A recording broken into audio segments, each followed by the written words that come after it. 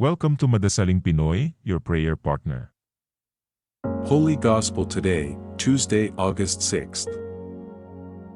Ngayon po ay ka-6 ng Agosto at ipinagdiriwang po natin ngayong araw ang kapistahan ng pagliliwanag sa bagong anyo ng Panginoon. Kaya naman sa pakikiisa sa Simbahang Katolika sa buong mundo, itaas natin ang ating mga puso at sabay-sabay nating pakinggan at pagnilayan ang salita ng Diyos ngayong araw. Ang mabuting balita ng Panginoon ayon kay San Marcos. Noong panahong iyon, umakyat si Jesus sa isang mataas na bundok. Wala siyang isinama kundi sina Pedro, Santiago at Juan. Samantalang sila'y naroon, nakita nilang nagbagong anyo si Jesus. Nagningning ang kanyang kasuotan na naging puting-puti. Ano pat walang sino mang makapagpapaputi ng gayon.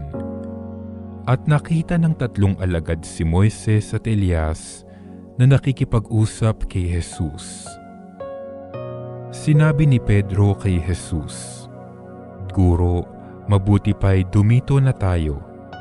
Gagawa po kami ng 3 kubol, isa sa inyo, isa kay Moises, at isa kay Elias." Hindi nalalaman ni Pedro ang kanyang sinasabi sapagkat masyado ang takot niya at ng kanyang mga kasama. At nililiman sila ng isang alapaap at mula rito'y may tinig na nagsabi, "Ito ang minamahal kong anak, pakinggan ninyo siya." Pagdaka, tumingin ang mga alagad sa paligid nila at nakitang wala na silang kasama roon kundi si Jesus. Habang bumababa sila sa bundok, ay mahigpit na itinagubilin sa kanila ni Jesus, "Huwag ninyong sasabihin kanino man ang inyong nakita hanggat hindi muling nabubuhay ang anak ng tao."